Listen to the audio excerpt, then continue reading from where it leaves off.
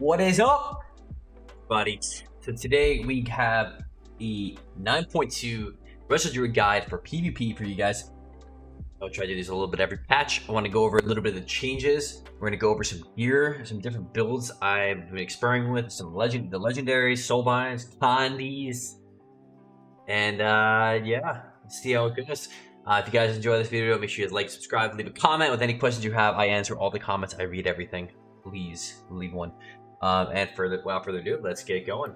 Okay, so first off, I just want to briefly go over the changes that we are experiencing. I know the patch is already live, but this is important just to go off of because you know these are things to take into consideration as we start we start getting after it. All right.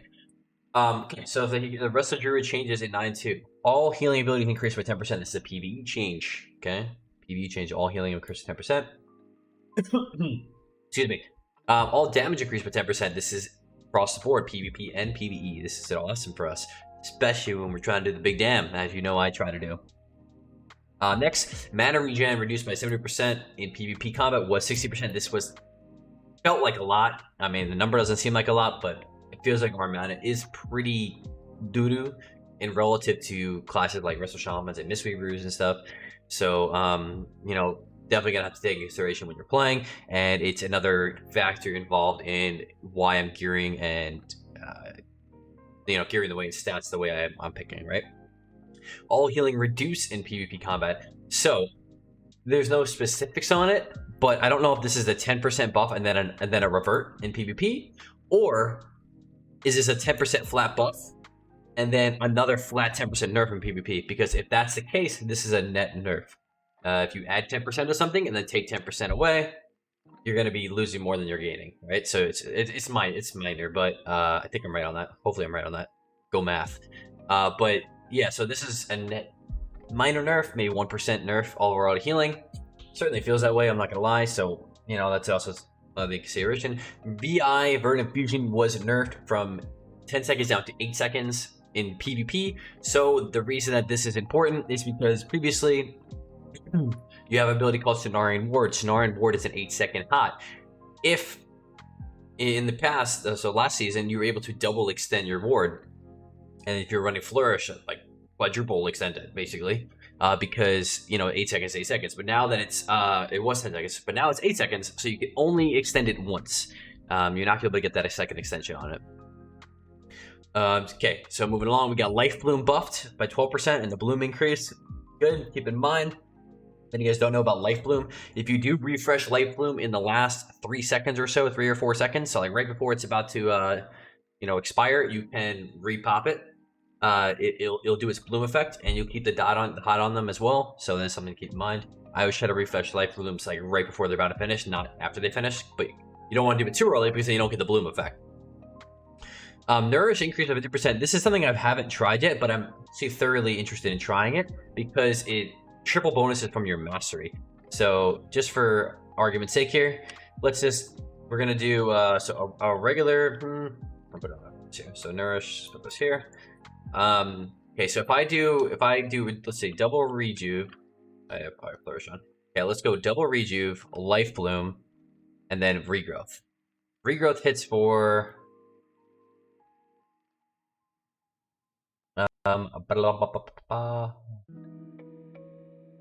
I missed it. We gotta do it again.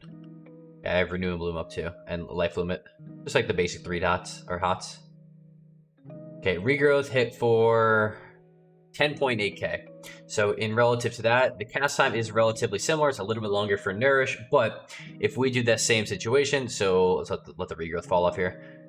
Okay, so we're gonna double rejuve and Life Bloom, and then we Nourish with that. Nourish is 16k, and this is based on your mastery. I think I have pretty low mastery here. Let me put on a set that has a lot more. Another set, it does have a decent amount of mastery. Actually, take that back. Wait, one of these things is off here. Oh, this is not the VI one. That would be why. I'm so sorry. I messed this up. Okay, hold on. 2 seconds here. I have to switch these 2 pieces here. I got the ring. I freaking saved over my set. I'm dumb. I was like, this is not mastery. 10k. This is a little bit better. 10%. That's what I had. Nope, I still should have a little bit more. Okay, all right, yeah, 9%. Okay, so if I do that same exact thing here, double rejuve, life bloom, and then nourish. Let's see what we have for here.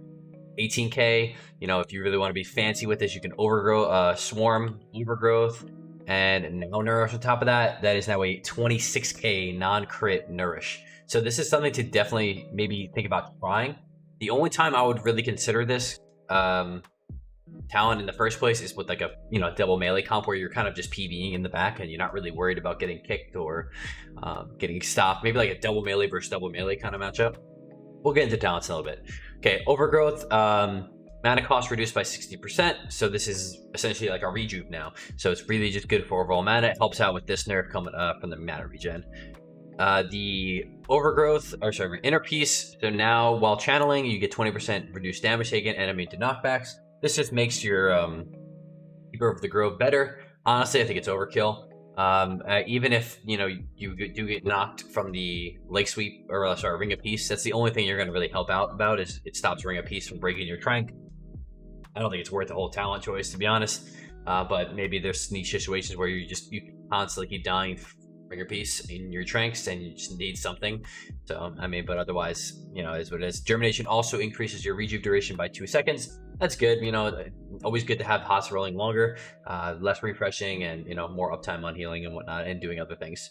Okay, so those are the main changes. The tier sets we are looking for is the Renewing Bloom, which is your rejuve has 20% chance to grant a Renewing Bloom. It's a pretty crummy heal. So it does only 1,000 over 8 seconds, so it ticks for like 50 when you have 80k health, which is terrible. But the benefit from it is an extra purge protection hot, and it does impact your mastery, which your mastery is based on how many hots you have. Okay, so in essence, it's pretty good. Something that I don't like about it is it can be consumed by Swiftmen. Okay, this is bad because of the floor recycling talent or conduit. Floor recycling. So floor recycling is increased by the consumed it takes. Okay, so this is gonna virtually ruin this conduit. And I'm probably not going to be running it if you're running the 2 sets. Okay, so something to look out for because your Swiftmens are going to be a lot weaker because it's consuming a much weaker hot. And yep, that's it for that. Okay, so let's get into the talent choices here. Okay, so generally this is like the bare bottom is what most people go for. When it comes to talents, we have Cenarian Ward in the first row. Cenarian Ward is just phenomenal. It is unpurgeable. It counts towards your mastery. It has a 30-second tick down, so you can pre-Cenarian, go in stealth, and it won't expire. It won't start healing until they actually get touched. Being able to extend these with VI and Verdant Infusion is just phenomenal. You can extend it with Flourish as well. 14,000 healing, pretty freaking good. Like I was mentioning before, maybe there is some room for Nourish now with people starting to run Mastery. It costs the same exact mana as a regrowth, but it heals a buttload more based on your Mastery. So if you do have a lot of Mastery, you're really stacking your Mastery up with you had your Plushcraft buff, you're running full Mastery gear. I would think about it if you're really still struggling. I mean, at this point currently on live, I don't have those issues where I'm like struggling that much even with mastery, so I don't really see the need for it. But maybe there are situations, like I said, I think in a matchup where you're not threatened to be kicked at all or not worrying about having to cast at all, then I think there's a place for it. But other than that, I probably wouldn't be touching it because this healing could be phenomenal. You guys just saw like that was a I'll do it one more time here. So if I go nourish here, overgrowth, everything, full hots. That was a 27 non-crit nourish. Okay, that could be really, really impactful. That's a lot of healing versus like a regrowth that's doing only 12 to 15, 11k. All right. So next row, Wild Charge. Definitely the pick. I would never choose either of these. Wild Charge is even more valuable defensively than Renewal. Being able to pull yourself out of line. I have a command in my Twitch chat. It's called !survive, and it literally just says kiting greater than healing. In essence, it was more of a reference to Feral Affinity versus Guard Affinity. If you can avoid damage, you don't have to heal damage. If you don't have to heal damage, everything is better. You can do more things, right? You can do more damage, you can do more CC, you can save mana. Everything is just great.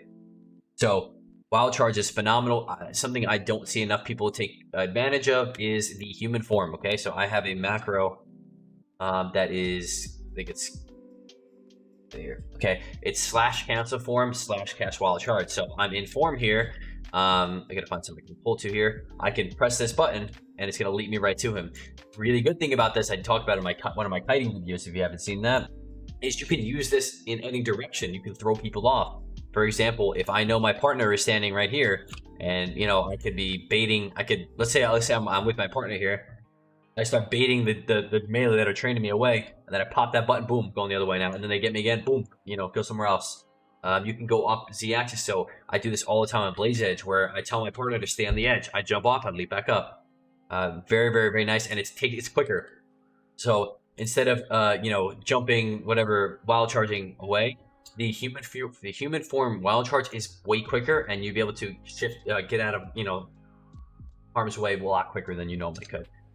Don't forget the root as well. I use this when I'm playing casters a lot. When I'm playing with a caster, trying to go bear form charge something, root it in line, and just so they can you know, keep hitting it and whatnot. Cat form is what it is. Gets you behind the target. Oh yeah, and the best use I would say for the cat form charge is Rogue's Evasion. With Rogue's Evasion, you can leap behind the target and stun him. So just, you know, you got to be careful. If the rogue is constantly turning, you might still fuck up. But if you can you know, land that wild charge right behind him, hit a rake, boom, you save him. You know, you can save your teammate during evasion. And like a big go. A lot of people, especially when you're playing with a caster, they'll evasion a kidney just to stop you from CCing them. When it comes to the level 30 tiers, Feral Affinity is usually my go-to. Personally, do never play Garden Affinity. I really don't think there's ever a reason you should play it. Maybe if you're playing a comp that is like super stun reliant, super stun heavy already, and you don't need stuns. Outside of the, you know, people just think, oh, that's just for doing damage and stuns. But the speed is also huge. 15% movement speed is a big deal, especially when you're kiting around corners, like you're trying to kite a warrior or something. You know, you're constantly just hugging here, trying to kite. You get that little extra 15%, you can get away from him.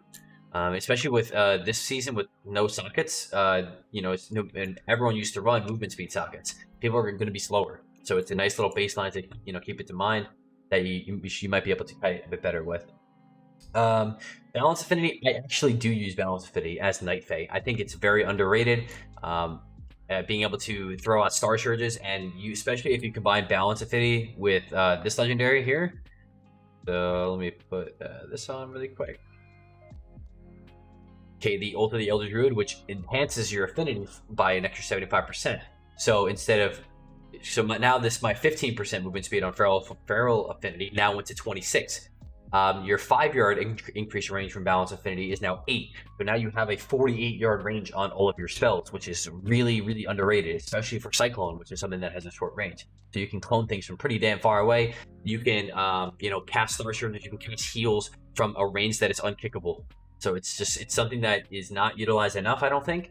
And I love playing it with, you know, rogues, for example. Sometimes DHs, sometimes warriors, or DKs even. Something where, like, I want to be far from the fight. And also playing against a lot of the melee. Playing against Rets, DKs, and warriors specifically. Because you're always a target to get swapped to. Having that extra range always puts you out of the fight, and you can still do damage. Play aggressive while being out of the fight. That's another downfall of Feral Affinity. Sometimes you can, you know, get yourself in trouble by pushing into damage. They stun you, swap you, boom, they get your trinket. Now you're like, oh crap, why'd I do that? But with Balance Affinity, you can still do damage while staying at an extremely far range. You also get Typhoon, which is nice. You can knock things out of stealth. I do this all the time with the Resto Druids, right? If I'm facing another Resto Druid, I see them get a re-stealth, come around the pillar. I know they're gonna come leap, stun me, right? I toss a Typhoon, boom, knock them out. Or a Paladin Freedom charges you, or forces to you to try to get a Hodge. You can Typhoon them away and then run. Get out of that. So it's definitely, I think, underplayed. And if you have not tried it, I would highly recommend trying it out just to experiment with it. And Convoke is also very powerful with it as well.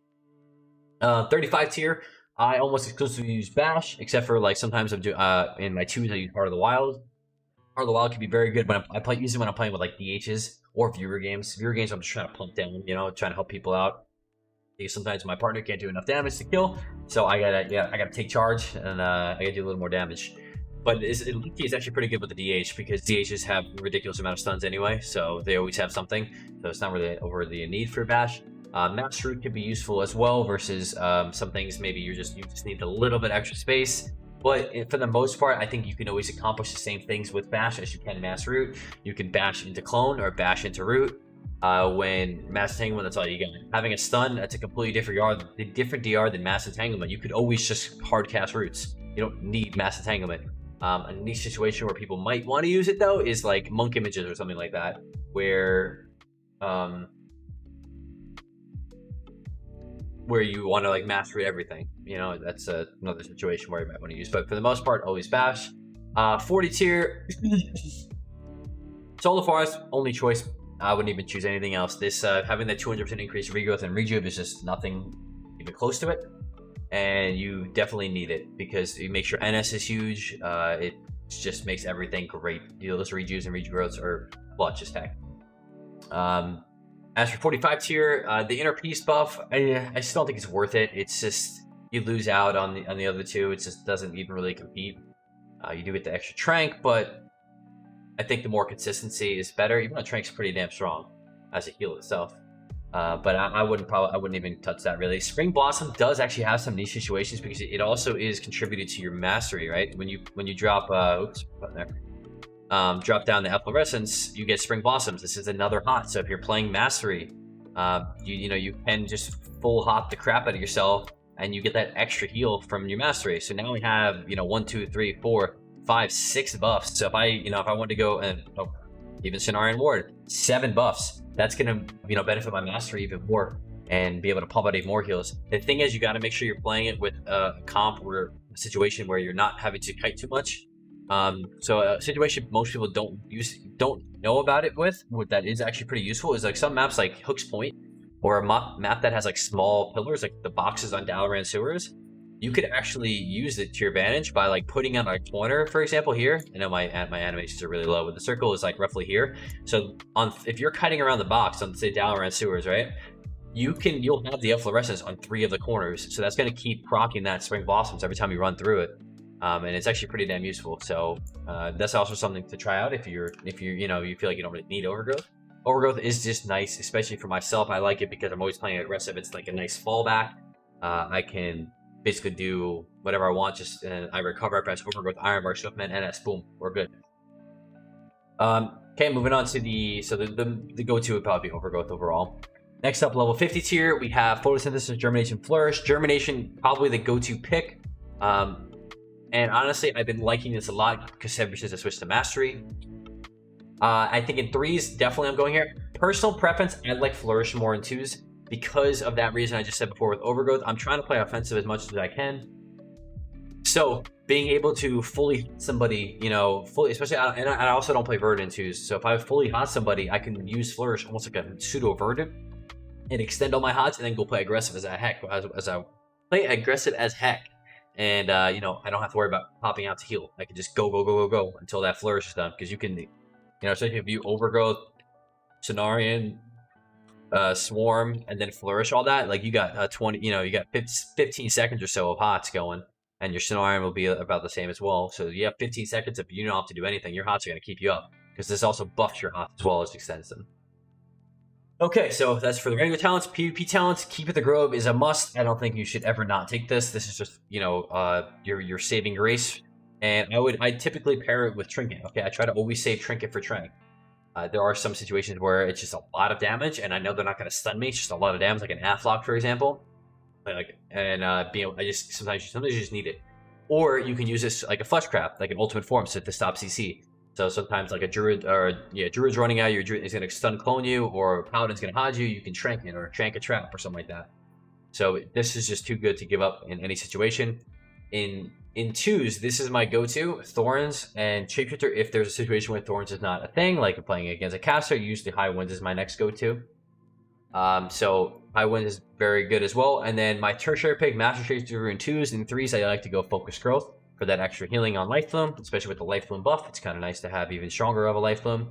Outside of that, niche other talents to take. Could be, let's say you're playing MLD, right? You're not really pushing in for clones too much. You're playing as double melee. Reactive Res is another one that also contributes to your mastery. I think, yeah, right? Oh, increase. No, it doesn't. I don't know if this contributes to your mastery or not. Actually, I don't know. But it's just another extra heal to help you out. because you're not really going to be cloning in the first place. You could also run deep roots if you're playing with like a warlock, especially in twos. Warlock with the mate, this could be something nice because you can keep spam rooting while they're doing damage and can help out a lot. And the last one that I use is Mark of the Wild. I use this versus survival hunters, potentially frost mages, destrolocks, Ellie shamans, boomies, and acid rogues. Okay, so you kind of just have to feel the situation. Is it worth taking this over like high winds, for example? The ones I very much think it will be is survival hunters, with all the flame shock buffs, Ellie shamans. Frost mages, because all their damage is AoE basically outside of crossbow. Not 100% necessary though, I guess. And acid rogues, because all their poisons are nature damage. Okay, sepsis is going to be nature damage. Everyone's going to be sepsis once they get the tier set. So that's another thing to help out for your healing. So that's it for the PvP talents. Okay, next moving on to the covenant choices. So the covenants that I am going to go with is Necro and Night Fae. Okay, I don't think the I know my last video I was talking about with Kyrian. I think Kyrian's got it hurts too much, man. Those nerfs were a little bit too much in my opinion, and I don't think it's ever worth taking. You know, you get that 6% burst potentially, but that only buffing your teammate 3% rather than 8 is a big deal, and I don't see you getting a better benefit from just playing Swarm in the end, because you do get so many benefits from playing Necro. So for Necro, the Soulbinds I would go with is Plague Divisor, and I would go this route. I know my Conduits aren't right here; these are for Boomy, but I would go with it. Evolve Swarm, Well-Honed Instincts. This one would probably be ready for anything. The Swiftman one, or sorry, NS one. Tireless Pursuit for this, for kiting reasons. Always be shifting in and out. Okay, so to always take advantage of that Conduit, right? So if I'm kiting, I'm popping heals. I shift travel form, cancel form. Boom, more heals running, and when it runs out, do it again. So you're just constantly running at travel form speed. Very, very effective. Okay, and then going further for the second potency here, I think I have floral recycling at the moment on live because I don't have the tier yet. But once you get that renewing bloom, if you do choose to use it, I don't think this is going to be worth it. I think the next best option is going to be the clear cast regrowths. Okay, so you get clear cast regrowths off of life bloom. Okay, so as long as you keep up life bloom, you'll get those procs. That's these here, this green shit. Okay, these are gonna, you know, every one of those is gonna boost your regrowth by 38%, which is a lot. Okay, so especially if you talk about mastery on top of that, that's a big freaking regrowth. So this is probably gonna be the pick once you get the 2 sets tier set and you're using it. And then finally, Innate Resolve, just for the extra regrowths on yourself, and then your Frenzy Regen. This also impacts Well-Honed Instincts, so it gives you just a little bit more defensive edge. Okay, other than that, I don't really think there's too much leeway when it comes to Necro on the Covenant side.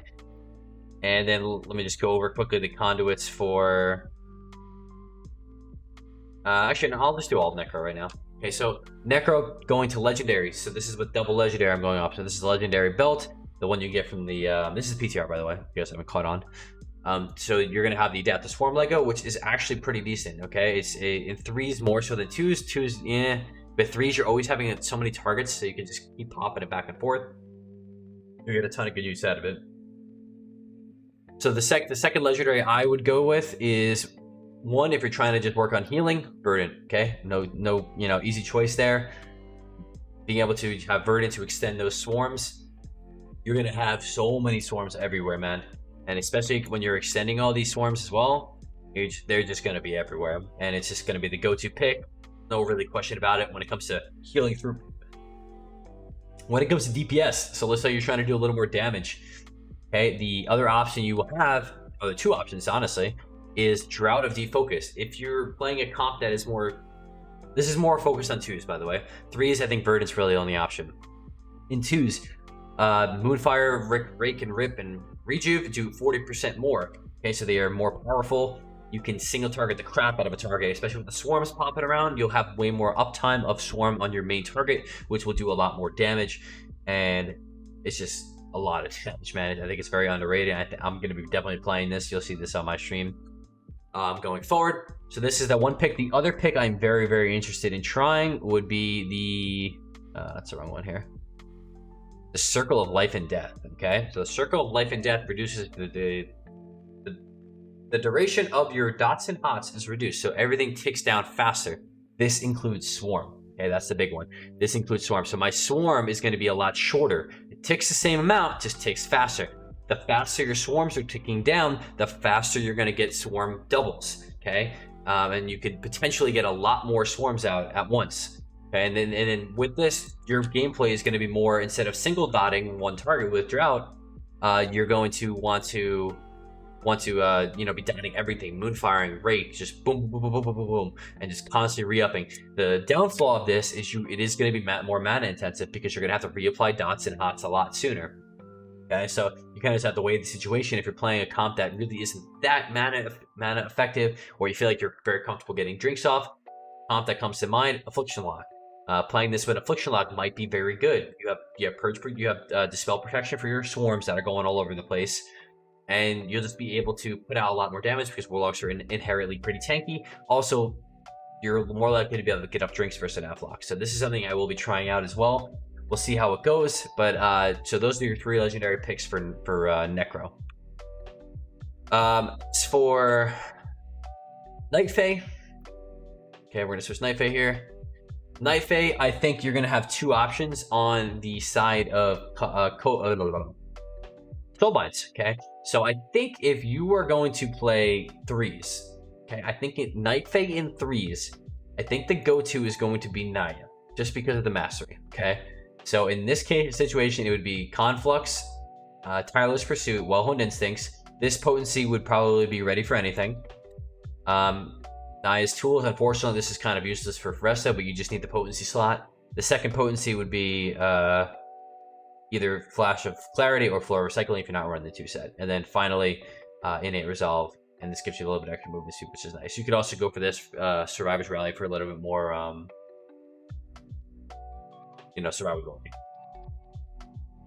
Okay, and then my option in 2. So if you're playing more of that offensive Convoke playstyle, you definitely want to go Corn because you get extra damage from Wild Hunt tactics. Also, there's another very slick Soulbind choice that a lot of people don't know about still. First Strike, so damaging. So let me go through here. So Conflux, you're forced to run two finesses in this build. So I would probably go with Born of the Wilds. Reduce the cooldown of your Bash and Heart of the Wild. So Born of the Wilds, and then Well-Honed Instincts, Innate Resolve. So it would be nice to go for the second potency, but First Strike is really good when you're playing offensive Convoke, because this gives you 25% increased crit chance if you hit the target before they hit you, aka every opener at a stealth. So if you walk to a target, Rake, Convoke, 25% increased crit chance on all those bites, which is very, very effective. Okay, same with Booming Affinity. I do this with Booming Affinity as well. This does reset when you drop combat. You can also take advantage of it using Meld. And as for the potency style, you're only going to have 1. I'm probably going to be going for Ready for Anything, not so much Core Recycling. This was more just consistent healing, but Ready for Anything is probably going to be the better choice there. And then just going through Tireless Pursuit to finish it off. Okay, as for the legendaries. Okay, so you have a few options here as well. So I think the main option I'm going to be looking for, obviously in 3s, you're going to have that Verdant, okay? You're going to have Short Convoke and Verdant. This is not a bad choice. Okay, I know Necro is as good as it is, but low-key, Short Convoke might be very, very effective in some comps. Specifically, I'm thinking of as caster comps, God Comp, MLD, things where you can actually be effective offensively rather than, hiding behind the corner of hiding behind the pillar of the whole game. So being able to contribute with your team on kills. So in like God Comp, for example, a typical setup would be keep the off target, usually stun or clone the off target. Shadow Priest stuns the healer and polys off of that. So now you have those 2 targets CC'd, and then the kill target, you go for a Rake or a Maim, and then you can use an offensive Convoke in that. You're triple covered, so typically you're not going to be interrupted on those Convokes unless somebody trinkets, which is fine. It's like 1 minute cooldown. Also, the healing from Convoke is no joke either. That you can proc Flourishes. You can get multiple Shookmens, sometimes 3 or 4. It can be very, very effective. It doesn't cost any mana. You just have to watch out, obviously, getting kicked, but that's kind of the same boat for everything. And you also get this buff if you're playing Naya. You get a buttload of mastery. Wait, that's a lot of mastery. 400 mastery? Holy moly, this actually might be legit. Okay, so I'm definitely going to be trying this out for sure. Whether you're using Convoke offensively or defensively. So that's going to be the pick if you're trying to play Night Fae in 3s. I think in 2s, I think the go-tos are going to be either 1 minute Convoke, 1 minute Heart of the Wild with 1 minute Convoke. The only tough thing with this is you got to make sure that if you just like, let's say you go behind a pillar and get a re-stealth and then try to open up, you're not gonna have Heart of the Wild. You have to be in combat and then shift into cat form. If you are already in combat and you shift, if so, let's say you're in cat form before combat and you just walk in and you start doing damage, you're not going to trigger that Heart of the Wild. You have to first get out of get in combat, get out of form, then go back in cat. So it's going to be more something I do is like I'll let's say this is like a target I moonfire, right? I moonfire this target, run behind the pillar. I know it's a 6 second timer to drop combat. I'll shift into cat form at like 5 seconds. Okay, it triggers that Heart of the Wild. I get the re-stealth, and then I go in and do it. So that's a way you can take advantage of that.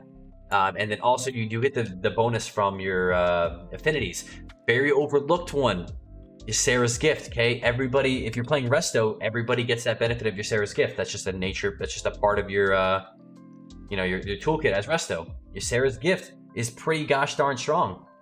Okay, it's 5% of your max health. This now makes it 8% of your max health. That's an extra 3% of your max health every 5 seconds to one party member. As both pools get higher, that is more effective. I've had games where if I'm running this especially if you're playing a comp where there's not like a ton of raw output healing that needs to be done, you can, sometimes this is my top heal, which is kind of crazy to think about, but it truly can do a lot of healing.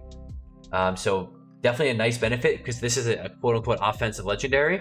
You do get a very nice defensive bonus as well, so that's don't forget about that. And then the third option I could see also as a possibility is going defocus in twos with Convoke, because when you play Convoke, typically your flaw is you don't have high consistent, you just kind of go in for those Convokes.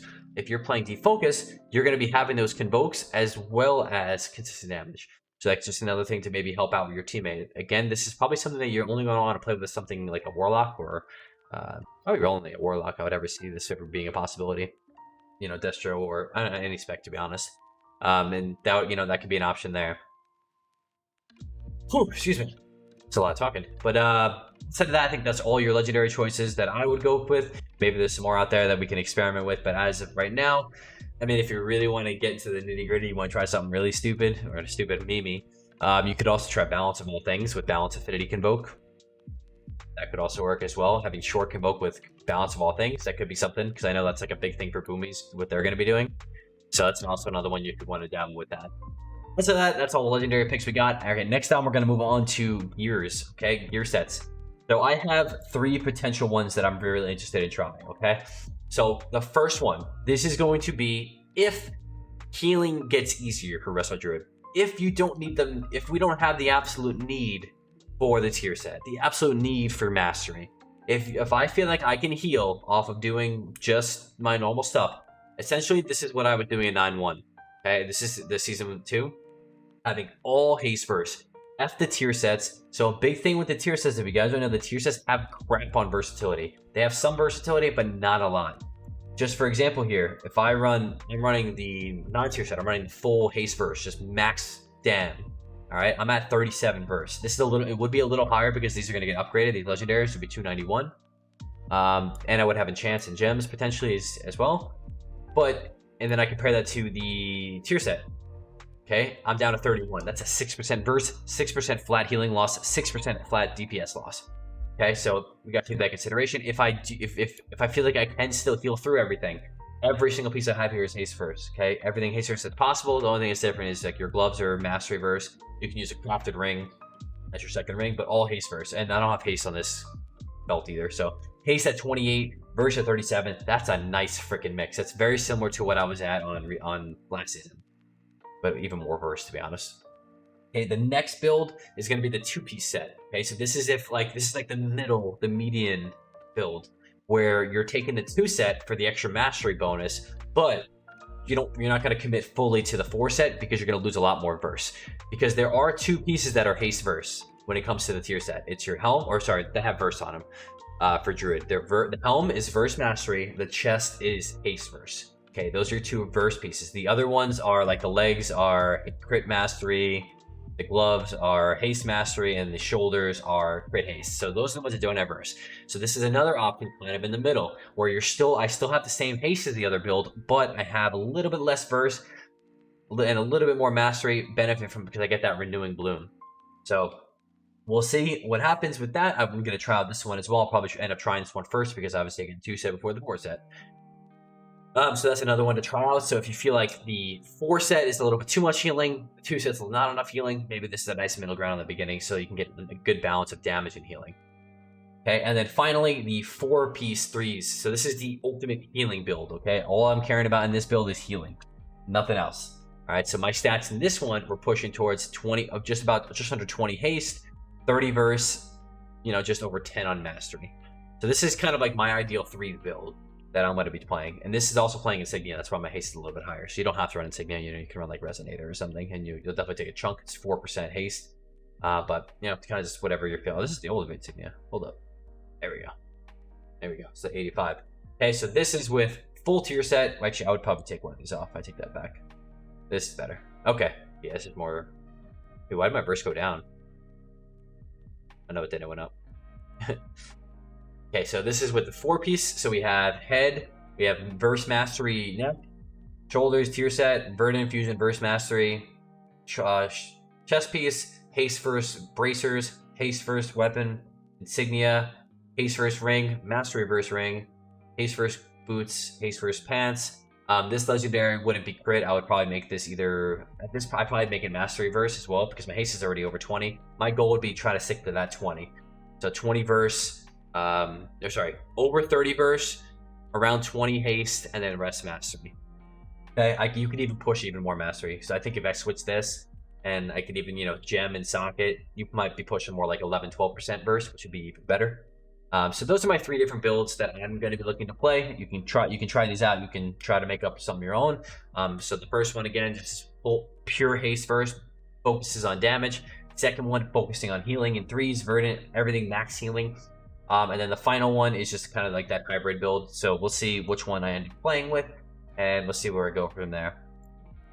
Through that, I'll briefly just go over macros that I have. Personally, not a macro guy. I don't really use any that are, you know, some people like massive mouse overs and targeting macros. Mine are virtually non-existent. I'll show you what I do have, though, that I do use.